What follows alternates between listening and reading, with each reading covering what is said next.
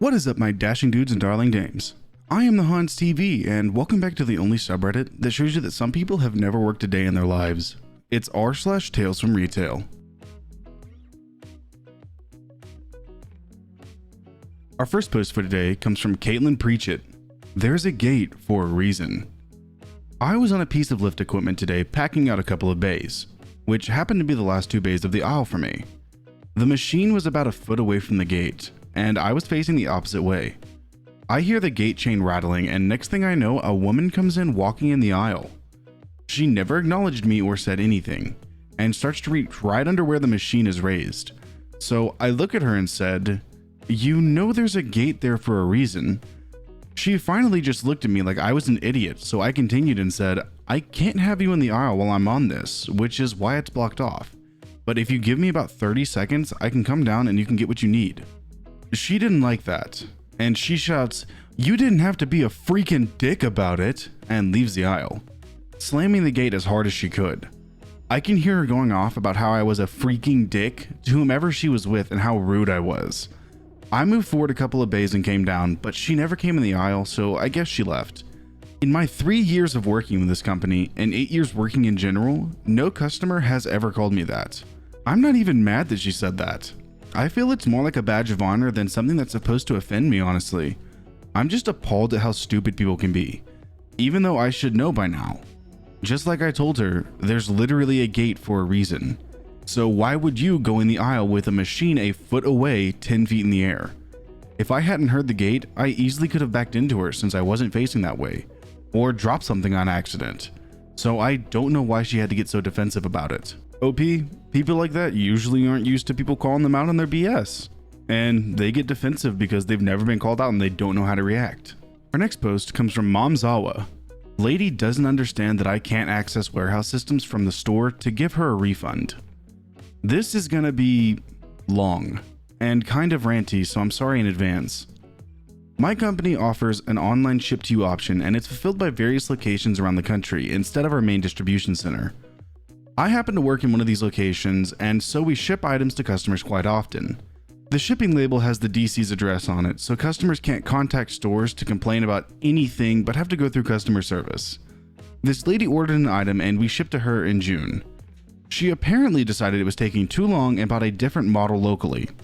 Then instead of bringing the item to one of our locations to return it, she simply refused delivery and got it sent to the DC. Fast forward a week and she contacts customer service, which is operating at less than 40% staff and is dealing with over 200% the normal volume of issues. And the person she spoke with was apparently confused about what she was trying to ask. I don't blame them. It took me about 10 minutes to calm her down and get to the actual issue, and gave her the wrong answer.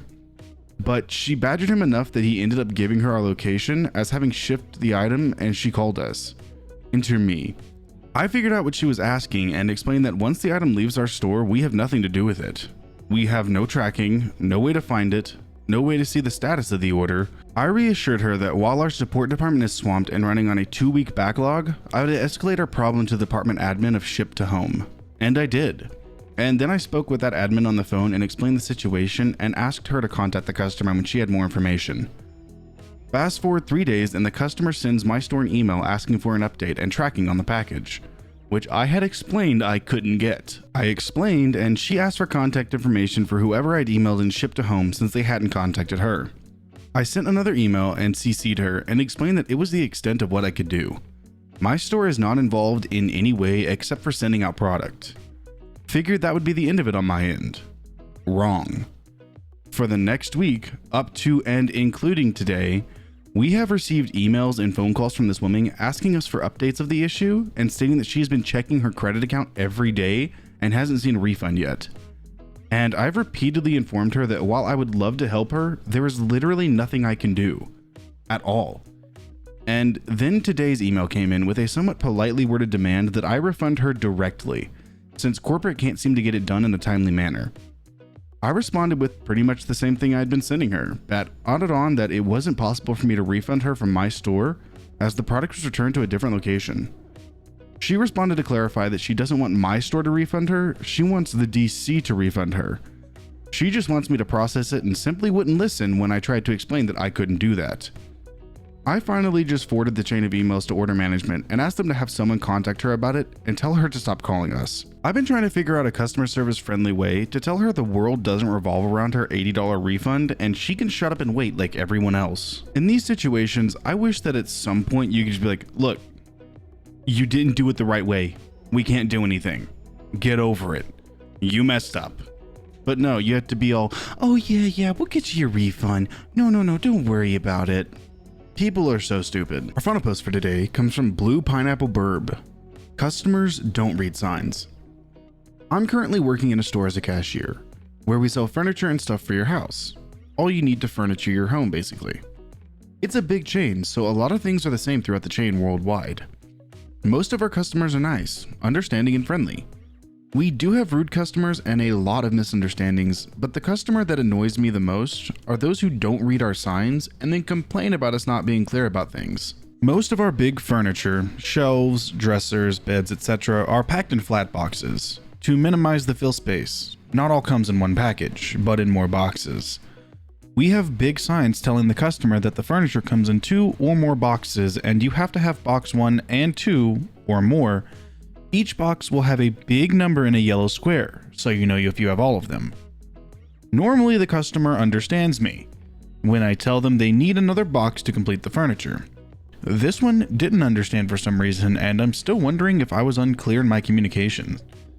Excuse me, but you were missing a box. No, I'm not. I only need this one shelf. Yes, I understand that, but to assemble it you have to have a box 1 and 2. I only want 1 shelf, not 2.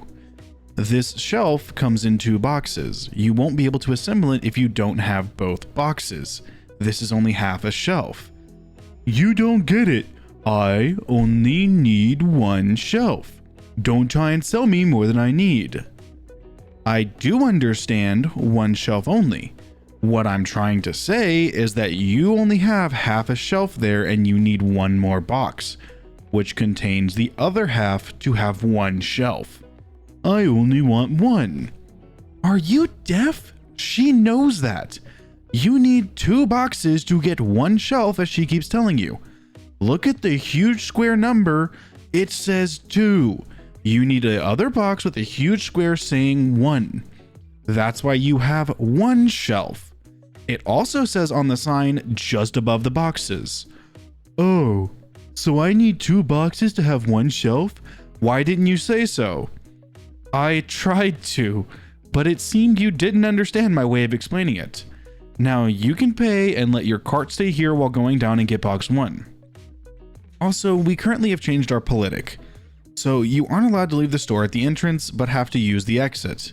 To help the customers, or most likely the greeter, the store have to put up a large sign with a large stop sign on it and a text telling that this is no exit, and where they have to go to get out of the store.